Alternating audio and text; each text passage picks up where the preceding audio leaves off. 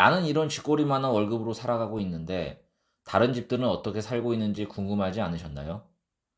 매달 생활하면 여윳돈도 없는데 나만 돈이 없는 것인지 다른 사람들도 돈이 없는 것인지 말이에요.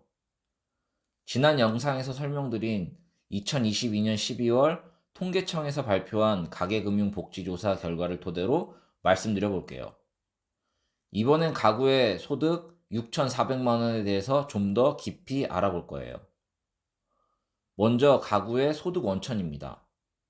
2021년 기준으로 근로소득이 64.3%를 차지하고 있고 사업소득은 18.1%, 나머지는 이전소득, 재산소득이 차지하고 있네요. 근로소득 대 사업소득의 비중은 대략 80대 20 정도의 비율로 구성되고 있다고 볼 수 있습니다. 다음은 가구소득 구간별 분포입니다.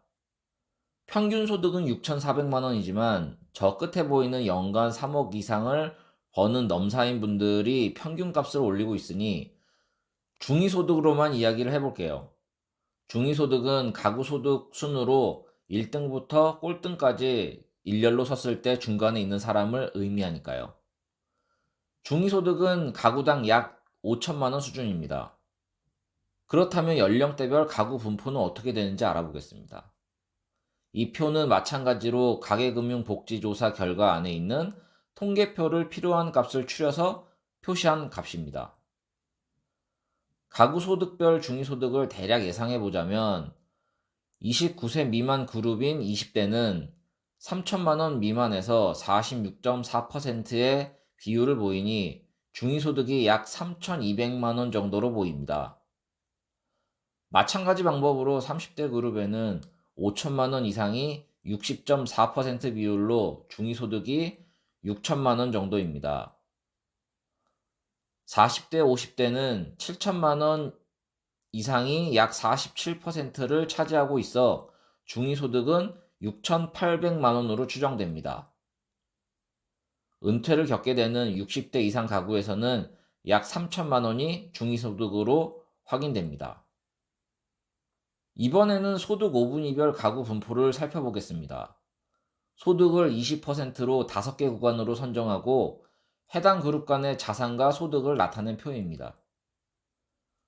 소득 상위 20%의 가구 소득은 약 1억 3천만 원 정도고 자산은 8억 7천만 원을 보유하고 있는 것으로 나타났습니다. 소득 상위 20%에서 40%의 가구 소득은 7,600만 원이고 자산은 4억 6천만 원입니다. 소득 상위 40에서 60%의 가구 소득은 5천만 원이고 자산은 2억 9천만 원입니다.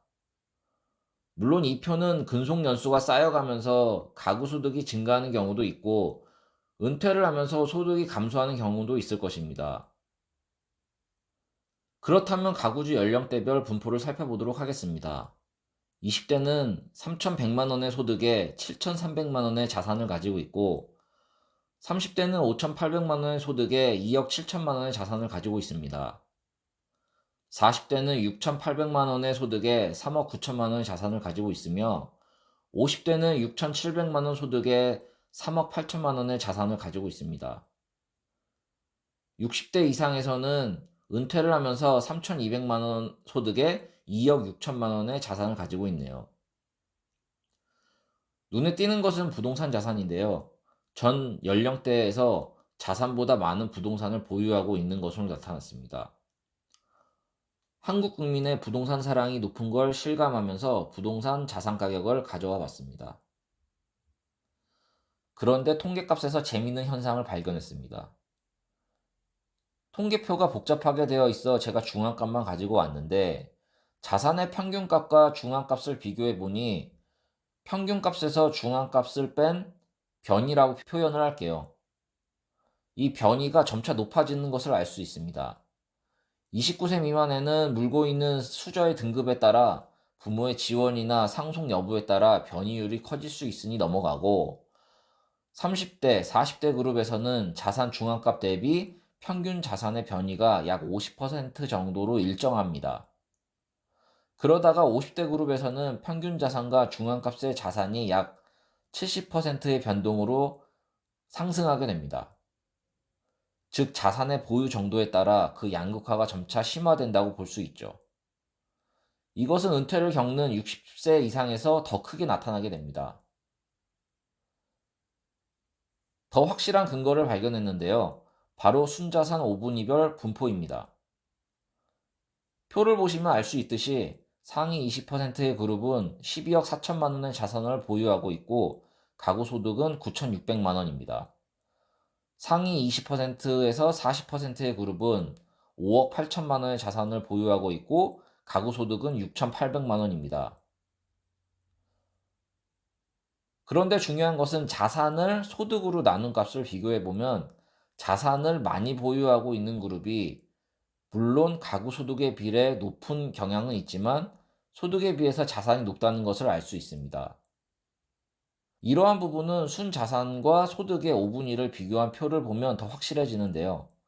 소득에 따라서 5단계로 나눈 그룹군에서는 소득 대비 자산이 6에서 7배로 유사한 수준을 보였는데 순자산에 따라서는 5단계로 나눈 그룹군에서는 소득 대비 자산이 3배에서 많게는 13배까지 그 양극화가 심화되는 것을 볼 수 있습니다. 이것은 벌어들이는 수입, 즉 소득을 자산으로 빨리 바꿔 놓아야 된다는 것을 의미합니다. 여러분의 수입을 어떤 자산으로 바꾸어 놓아야 하는지는 두 권의 책, 로버트 기요사키의 부자 아빠, 가난한 아빠와 MJ 드마코의 부의 추월차선에 있으니 두 권의 책 참고하시고요. 읽기 귀찮으신 분들은 각각 2분, 5분으로 요약해 놓은 영상이 있으니 한번 봐주시면 감사하겠습니다. 영상 봐주셔서 감사하고요. 구독, 좋아요는 영상 제작에 큰 힘이 됩니다. 행복한 하루 되세요.